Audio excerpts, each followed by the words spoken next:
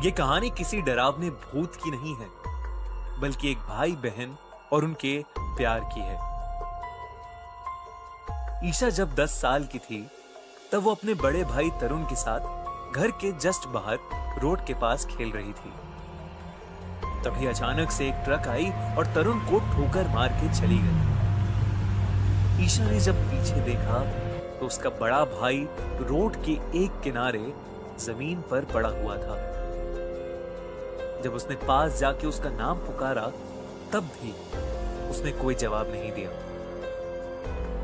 13 साल का ईशा का बड़ा भाई तरुण अपनी बिन माँ बाप की बहन और इस दुनिया को छोड़कर हमेशा हमेशा के लिए जा चुका था। 10 साल की ईशा अब बिल्कुल अकेले पड़ गई थी। ईशा को पोलियो भी था, जिसकी वजह से वो बैसाखी के सहारे चलती थी। इसी वजह से कोई उससे दोस्ती नहीं करता था और स्कूल में लोग उसका मजाक उड़ाते थे। एक रेशमा नाम की लड़की अपने 2 दोस्तों के साथ उसको खूब परेशान करती थी। कभी उसे उल्टा सीधा बोलना तो कभी उसकी बैसाखी ले लेना। उस दिन ईशा रोते रोते घर जा रही थी। उसका मूड बहुत खराब था और उसके पैरों में भी बहुत तेज दर्द हो रहा था। तभी अचानक एक कार बहुत तेज स्पीड पे उसके सामने आई। ईशा को अचानक लगा जैसे एक हवा का झोंका आया हो और उसे रोड के उस पार लेकर रख दिया हो। ईशा को ऐसा लगा कि उस हवा के झोंके में उसके बड़े भाई तरुण का हाथ था। उस रात जब उसकी नींद खुली, तब उसे खिड़की के पास एक परछाई दिखी, जिसे देखकर वो बहुत डर गई। उसे ऐसा लगा कि उसके कमरे में कोई भूत हो। लेकिन जब उसने ध्यान से देखा तो वहां तरुण खड़ा था। उसने तरुण का नाम लेकर उसे पुकारा, लेकिन वो कुछ ही देर में गायब हो गया। उसे लगा कि अभी जो उसने देखा वो उसके मन का वहम है और वो वापस आंखें बंद करके सो गई। जब वो सुबह उठी तो उसने देखा कि तरुण खिड़की के पास खड़ा है और सूरज की रोशनी में खिड़की से बाहर देखता हुआ मुस्कुरा रहा है। उसे विश्वास ही नहीं हो रहा था कि तरुण वहां था। इस बार जब उसने उसका नाम पुकारा तो तरुण उसकी तरफ मुड़ा। जैसे ही वो तरुण के पास उसे गले लगाने गई, वो उसके आर पार हो गई और वो गायब हो गया। उसे कुछ समझ नहीं आ रहा था, लेकिन धीरे धीरे कई बार तरुण उसे दिखने लगा। वो कभी उससे कुछ नहीं बोलता था, पर अब ईशा को विश्वास होने लगा था कि तरुण वाकई उसके साथ है और उसका ध्यान रख रहा है। इस बात से ईशा के अंदर मानो एक अलग सा आत्मविश्वास आ गया था। उसके पैर में जान आ गई थी और उसने पैर का इलाज कराना भी शुरू कर दिया था। पैर में बढ़ती जान के साथ वो जिंदगी में भी बेपरवाह हो गई थी। उसे अब स्कूल में किसी की बात का फर्क नहीं पड़ता था और जब रेशमा उसके साथ कोई छेड़खानी करती थी तो वो अपनी बैसाखी से ही उसे डरा देती थी। पर एक बार जब वो अपने घर जा रही थी, तब रेशमा और उसके कुछ दोस्तों ने उससे चिढ़कर उसे कैनल में गिरा दिया और वहां से चले गए। ईशा को तैरना नहीं आता था और वो पानी के अंदर डूबे जा रही थी। तभी उसे इतने दिनों बाद तरुण की आवाज सुनाई दी, जो उससे कह रहा था, ईशा अपने पैर चलाओ, तुम्हें तैर के ऊपर तक जाना है। ईशा तुम्हें ऊपर तक जाना है। ईशा ने तरुण की आवाज सुनकर अपने पैर चलाना शुरू कर दिया और जैसे ही वो पानी के ऊपर आई, उसने जोर से मदद के लिए चिल्लाया। एक आदमी ने उसकी पुकार सुनकर उसे बचा लिया और उसे हॉस्पिटल ले गए। उसके पैर की दिक्कत होने के बावजूद वो एकदम ठीक थी। जैसे जैसे टाइम बीता, वो खुद अपने पैरों पर बिना बैसाखी के चलने लगी। जब वो 13 साल की हुई, तब उसने देखा कि वो तरुण से ज्यादा लंबी हो गई। तरुण भी खिड़की के पास खड़ा मुस्कुराते हुए उसे देख रहा था। उस रात जब ईशा सो रही थी, तब उसे ऐसा लगा जैसे तरुण ने उसके सर पर हाथ फेरा, उसके कान में बोला, बाय। जैसे ही उसकी नींद खुली, उसने देखा कि कमरे की खिड़की खुली हुई थी और तरुण कहीं आसपास नहीं था। उस दिन से आज तक फिर कभी उसे तरुण नहीं दिखा, लेकिन वो खुश थी कि जब उसे अपने भाई की सबसे ज्यादा जरूरत थी, वो उसके साथ, उसके पास था और वो उसे जीना सिखा के गया। दोस्तों, हमने अपना नया YouTube चैनल लॉन्च कर दिया है जिसका नाम है द क्राइम शो बाय खूनी मंडे, जहां हम लाएंगे आपके लिए दिल दहला देने वाली क्राइम स्टोरीज। पहली वीडियो बुराड़ी की मिस्टीरियस डेथ्स पर है, जहां एक सुबह दिल्ली के एक घर में 11 लोगों की एक फैमिली के सारे मेंबर्स की हो जाती है डेथ। है ना शॉकिंग? तो जल्दी से हमारे नए channel the crime show by खूनी मंडे को सब्सक्राइब करो और हमारी पहली वीडियो को एंजॉय करो। लिंक डिस्क्रिप्शन और पिन कमेंट में।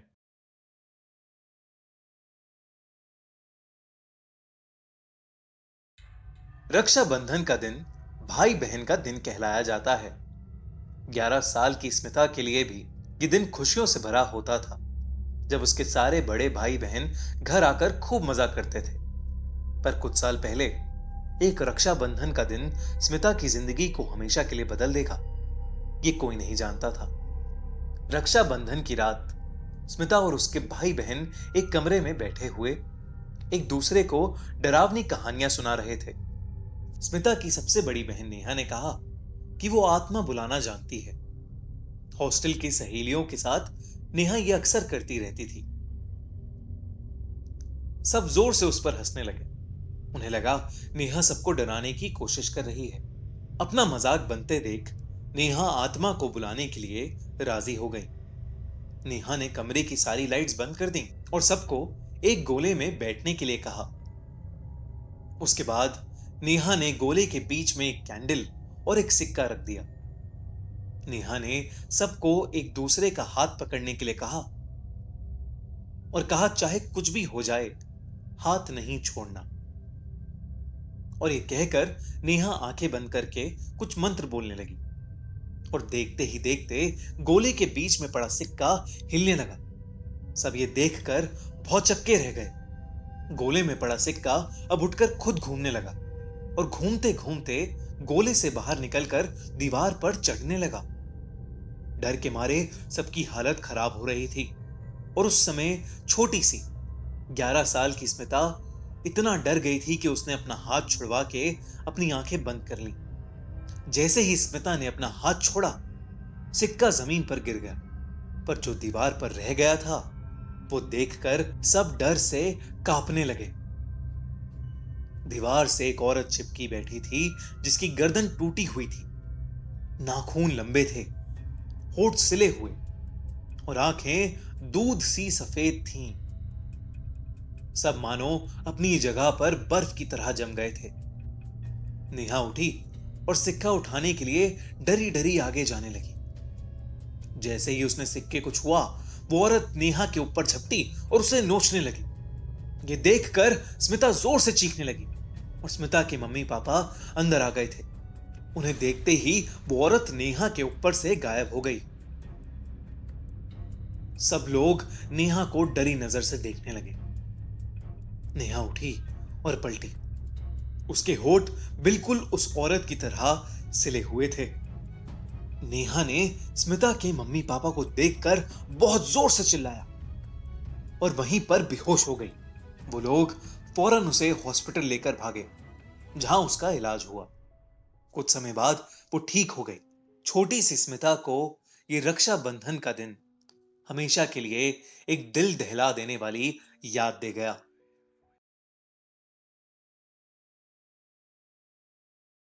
भाई और बहन का रिश्ता अपने आप में ही बहुत अनोखा होता है और इसी रिश्ते को सेलिब्रेट करने के लिए रक्षाबंधन मनाया जाता है। रक्षाबंधन वाले दिन एक बहन अपने भाई को राखी बांधती है और भाई अपनी बहन से यह वादा करता है कि वो उसकी हमेशा रक्षा करेगा। पर क्या यह वादा सिर्फ जिंदा लोगों तक सीमित होता है? श्रुति 8 साल की थी जब उसकी क्लास में पहली बार रक्षाबंधन की थीम पर उसे एक ऐसे लिखने को मिला। श्रुति अपने पेरेंट्स की एक लौती बेटी थी और उसके कोई क्लोज कजिन्स भी नहीं थे, तो उसने कभी रक्षाबंधन सेलिब्रेट ही नहीं किया था। श्रुति ने अपने पेरेंट्स से अपने होमवर्क के लिए हेल्प भी मांगी, पर काम में बिजी होने की वजह से दोनों में से कोई भी उसकी मदद नहीं कर पाया। अगले दिन सुबह श्रुति अपनी स्कूल बस का वेट करते हुए रक्षाबंधन पर लाइंस लिखने की कोशिश कर रही थी, लेकिन श्रुति को समझ ही नहीं आ रहा था कि वो क्या लिखे। उसे ऐसे जूझते हुए देखकर एक स्कूल यूनिफॉर्म पहना लड़का उसके पास आया। वो उम्र में श्रुति से बड़ा था, पर उसने मुस्कुराकर श्रुति से कहा, मुझे भी ऐसा ही होमवर्क मिला था कुछ साल पहले, क्या मैं आपकी मदद कर सकता हूं? श्रुति ने उसे देखा, लेकिन कोई जवाब नहीं दिया। वो लड़का फिर से बोला, रक्षाबंधन सिर्फ एक फेस्टिवल नहीं है, एक प्रॉमिस है, एक ऐसा प्रॉमिस जो एक भाई अपनी बहन से करता है। वो लड़का रक्षाबंधन के बारे में श्रुति को और बताने लगा और श्रुति भी सुनती रही। श्रुति ने उसकी पूरी बात सुनी और वो खुश हो गई, क्योंकि अब उसका होमवर्क कंप्लीट होने वाला था। तभी अचानक उस बस स्टॉप पर श्रुति की स्कूल बस आ गई। श्रुति हड़बड़ाहट में बस पर चढ़ी। चढ़ते चढ़ते उसे याद आया कि श्रुति ने उस लड़के को थैंक यू तो बोला ही नहीं। श्रुति उसे थैंक यू बोलने के लिए जैसे ही पीछे मुड़ी, वो लड़का उसे दिखाई नहीं दिया।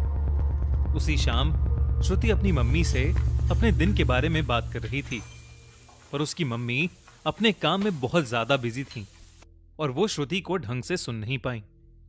ऐसा पहली बार नहीं हो रहा था, पर इस बार श्रुति को बहुत बुरा लगा और वो घर के बाहर वाले पार्क में जाकर बैठ गई।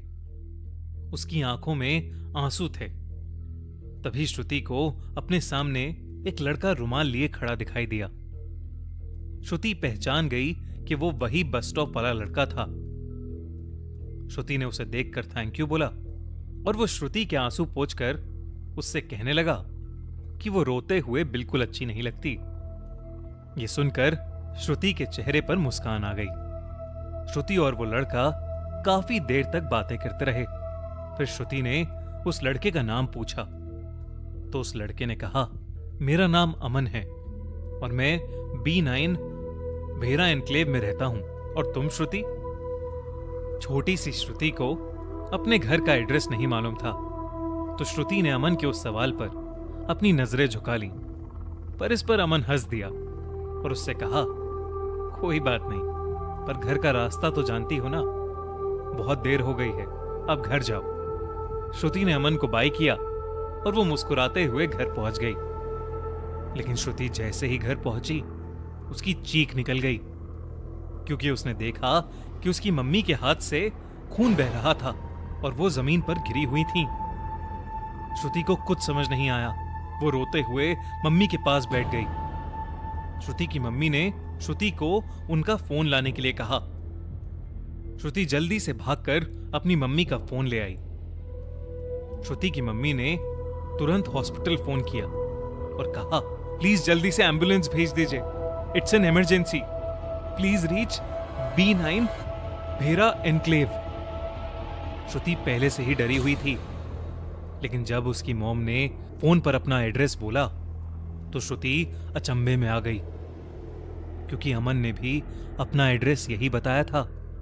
उसके बाद एम्बुलेंस आई और श्रुति की मॉम को हॉस्पिटल ले गई। श्रुति की मॉम हॉस्पिटल जाकर स्टेबल हो गई। उनका घाव कोई मामूली घाव नहीं था, बल्कि चाकू से उनके हाथ पर लिखा था, यू मेड हर क्राई, यानी तुमने उसे रुलाया। श्रुति के पापा जैसे ही हॉस्पिटल रूम में आए तो उन्हें देखते ही श्रुति की मम्मी रो पड़ी और उन्होंने श्रुति के पापा से कहा, अमन, वो मुझे दिखा, वो हमारे घर में था। श्रुति चौंक गई और कहने लगी, अमन घर आया था? श्रुति के मुंह से अमन का नाम सुनकर श्रुति के पेरेंट्स के चेहरे के रंग उड़ गए। उन्होंने श्रुति से पूछा कि वो अमन को कैसे जानती है, तो श्रुति ने उन्हें बताया कि अमन नाम का एक भूरी आंखों वाला लड़का उसे स्कूल यूनिफॉर्म पहने अक्सर मिलता है। वो जैसे जैसे अमन के बारे में बता रही थी, श्रुति की मम्मी और घबराए जा रही थी। उन्होंने श्रुति को कस के गले लगा लिया और जोर से रोने लगी। श्रुति अब सहम गई थी, क्योंकि उसने अपने पेरेंट्स को इस तरह रोते कभी नहीं देखा था। वो बार बार पूछने लगी कि आखिर हुआ क्या है। उसकी मां ने रोते हुए श्रुति को बताया कि 3 साल पहले रक्षाबंधन के दिन अमन और वो बाहर जा रहे थे और तभी उन दोनों का रोड एक्सीडेंट हो गया। उस एक्सीडेंट में अमन गुजर गया। एक्सीडेंट के बाद सर पर चोट आने की वजह से श्रुति को मेमोरी इंपेयरमेंट हो गया था और डॉक्टर्स की सलाह थी कि श्रुति को ट्रॉमा से बचाने के लिए यही बेहतर होगा कि श्रुति को अमन के बारे में कुछ ना बताया जाए। श्रुति की मम्मी ने कहा, अमन तुमसे बहुत प्यार करता था, उसने तुमसे वादा किया था कि वो हमेशा तुम्हारी रक्षा करेगा। इतना सब सुनकर श्रुति के पैरों तले जमीन खिसक गई।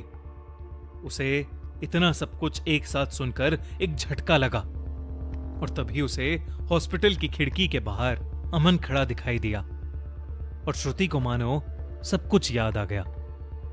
इससे पहले कि श्रुति अपने मम्मी पापा को यह बताती कि अमन खिड़की के पास खड़ा है, वो वहां से हमेशा हमेशा के लिए गायब हो गया और फिर कभी वापस नहीं आया। आज भी श्रुति हर रक्षाबंधन के दिन एक राखी खरीद कर लाती है और घर के मंदिर में रखती है। उस दिन के बाद से उसे अमन कभी दिखा तो नहीं, पर वो जानती है कि अमन उसकी हमेशा रक्षा करेगा, हमेशा राखी का वादा निभाएगा। शापित रक्षाबंधन। रक्षाबंधन के फेस्टिवल की इंडियन कल्चर में बहुत मान्यता है, पर क्या हो अगर इस फेस्टिवल को मनाने से लोग डरते हों? क्या हो अगर एक बहन के अपने भाई को राखी बांधने से कुछ अनर्थ हो सकता हो? तो यह कहानी उत्तर प्रदेश के जगतपूर्वा विलेज की है। इस गांव में पिछले 100 सालों से किसी ने भी रक्षाबंधन का त्योहार नहीं मनाया है। ऐसा माना जाता है कि जब भी इस गांव में कोई बहन अपने भाई की कलाई पर राखी बांधती है, उसके भाई के साथ कुछ बहुत ही भयानक हो जाता है। पर यह बात कॉलेज में पढ़ रहे कपूर फैमिली के बच्चे नहीं जानते थे। उन चारों भाई बहनों ने पहाड़ों में जाकर रक्षाबंधन की छुट्टियां मनाने का प्लान बनाया था। सबसे बड़ा भाई ऋषभ अपनी कार से अपनी बहन मायरा और कजिन्स ऋत्विक और ईशा के साथ मसूरी के लिए निकल गया। पैसेंजर सीट पर बैठी मायरा रास्ता देख रही थी और कार में सब म्यूजिक एंजॉय कर रहे थे। तभी मायरा को अपने किसी दोस्त का कॉल आया और वो कॉल पर बातें करने लगी।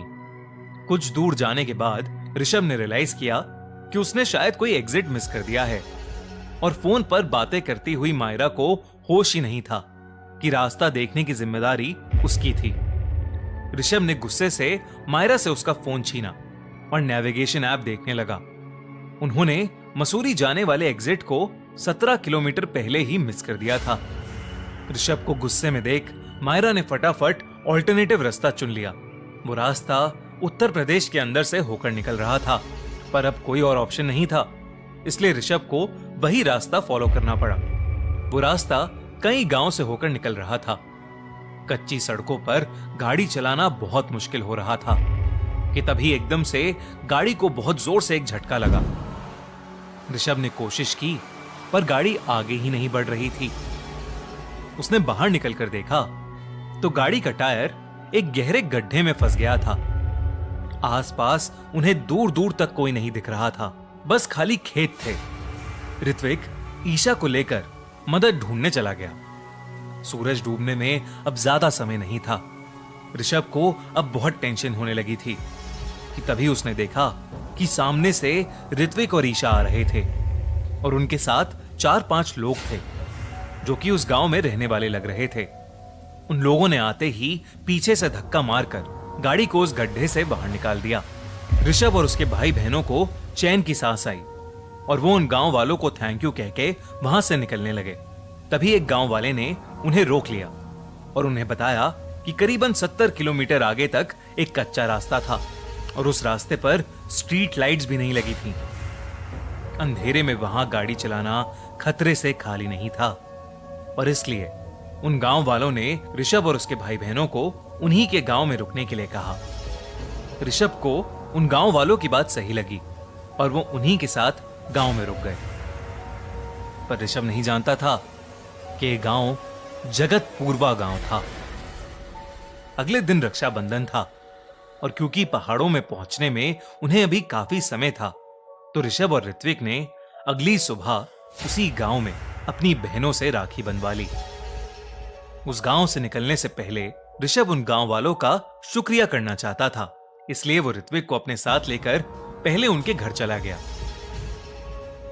घर से बाहर निकलते ही ऋषभ ने देखा कि पूरा गांव सुनसान था। कोई भी गांव वाला अपने घर से बाहर नहीं था। उस गांव में चलते चलते अचानक ही ऋत्विक का दम घुटने लगा और उसे सांस लेने में दिक्कत होने लगी। देखते ही देखते ऋत्विक का पूरा चेहरा लाल होने लगा था। ऋषभ को कुछ समझ नहीं आ रहा था। वो जोर जोर से चीख कर मदद मांगने लगा। उसकी चीख सुनने पर एक गांव का आदमी दौड़कर उसके पास आया, पर जैसे ही उसने उन दोनों के हाथों में राखी बंधी देखी तो वो आदमी एकदम घबरा गया और डर कर वहां से भाग गया।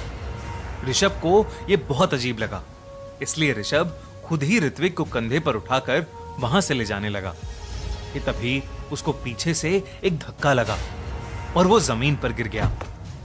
ऋषभ उठने की कोशिश करने लगा, पर उसे अचानक अपनी पीठ पर बहुत ज्यादा वजन महसूस होने लगा था। वो हिल भी नहीं पा रहा था। उसने जैसे ही पीछे मुड़कर देखा तो उसकी पीठ पर एक बहुत ही भयानक दिखने वाली औरत बैठी थी। उसके काले बाल उसके पूरे शरीर को ढक रहे थे। वो पागलों की तरह मुस्कुराती हुई ऋषभ को ही देख रही थी और फिर वो अचानक गायब हो गई। ऋषभ की रूह कांप गई थी, लेकिन ऋत्विक की हालत बिगड़ती ही जा रही थी। ऋषभ वहां से जल्दी से उठा और ऋत्विक को फिर से कंधे पर उठाकर भागने लगा। तभी जोरों से आंधी चलने लगी और देखते ही देखते वो हवाएं इतनी तेज हो गईं कि पूरे गांव के सभी घरों की टीन की छतें टूटने लगीं। आसमान काला पड़ गया। ऐसा लग रहा था जैसे उस गांव पर प्रलय आने वाली थी।